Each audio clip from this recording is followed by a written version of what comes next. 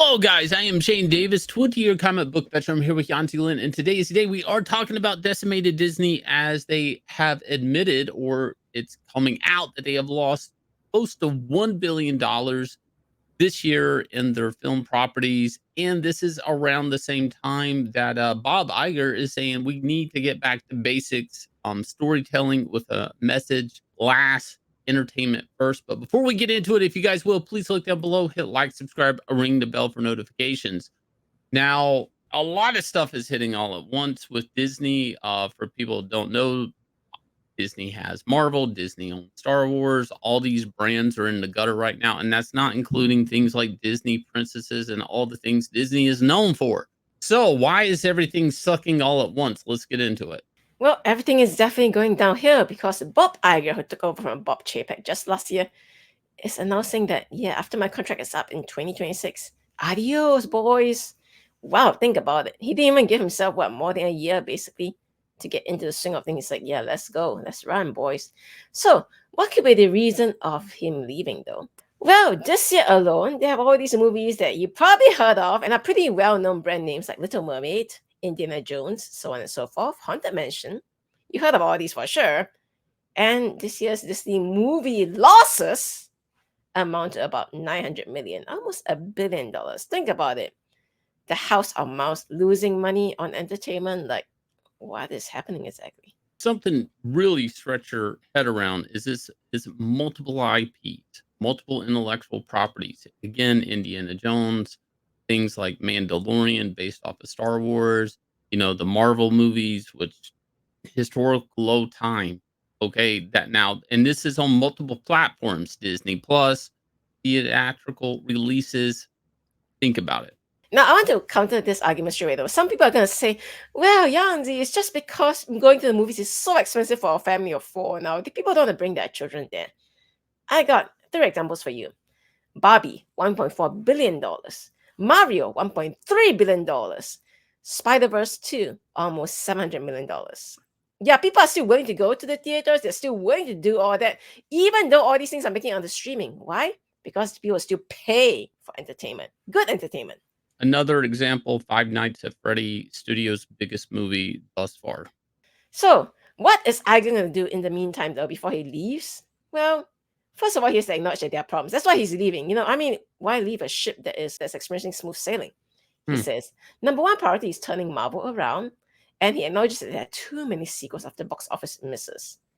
But on Marvels, I will admit that is a huge problem. That the way that they do their theatrical lineup and that they're like, here's our bulletin board of all the movies in what order. If one of those were to suck, two of those, three of those were to suck, you're already committed to 4 or 5 movies based off of a suck foundation. It is a weird trap that they found themselves in. Now, it's all good when the movies are successful and they're building up to something and people are on board. But the minute you step off and these start to suck, it's all downhill from there.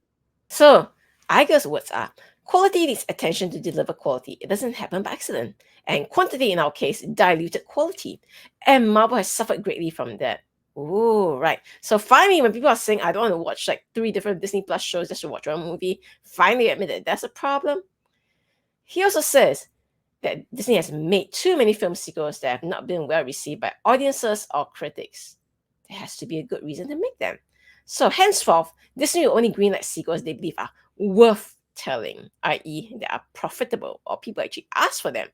I don't know, man. I heard that they're gonna actually film Frozen 3 and 4 back to back, and there's a Toy Story 5, and it's like, guys, you literally just said there are too many sequels and people are not asking for them, and you're doing that. So, well, Disney's kind of stuck now where they have to kind of start hugging the franchises that have not went bust yet. The Marvel stuff, some people are saying it's superhero fatigue. I blame the quality of the product that they're putting out. Diverse new characters maybe isn't what the average Joe is asking for from a brand like Marvel. Big issue with Disney is they have so much control over so many brands through acquiring Fox, all of these things that do they have the management to behind this?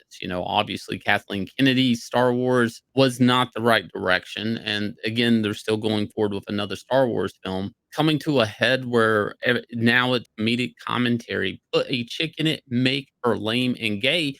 This episode, hit so many numbers that they're doing more episodes based off the Kathleen Kennedy woke female Mary Sue type. This epidemic of taking established IP and making it for a demographic that was never interested in it and will not be interested. So I got a pretty spicy little tweet here. Now, the source of this tweet is from a CNBC media reporter, Alex Sherman, before people start saying, oh, you're just pulling this out of thin air. So what Alex quotes Iger saying is, creators at Disney have lost sight of what their jobs should be. Entertain first, not messages.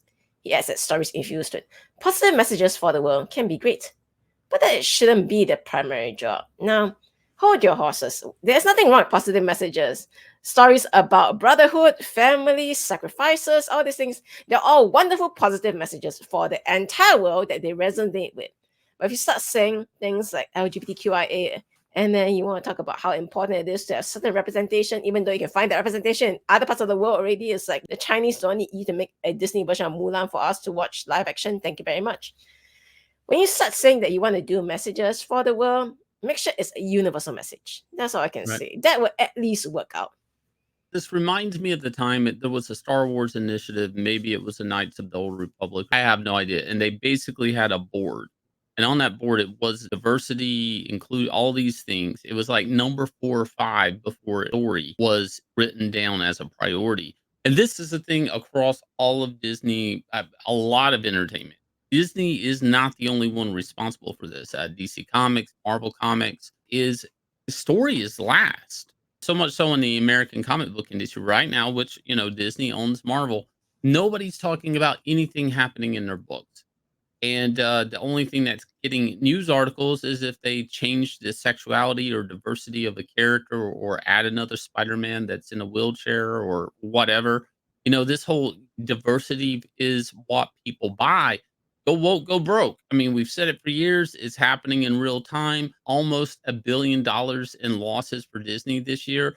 Keep in mind, they're a publicly traded company. They have stock. All of this. This is not good. Disney Plus isn't panning out. Would Disney Plus pan out if better material was on there? I still subscribe to Netflix. These other services, not so much. I was a Disney Plus subscriber at first, not anymore.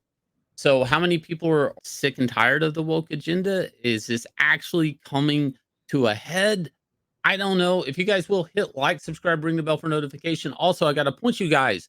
CG triple threat variants. We have a Godlike, Cyberfrog, and Glorious Rex Triptych cover extravaganza. The link is down below. If you guys will, please go check it out.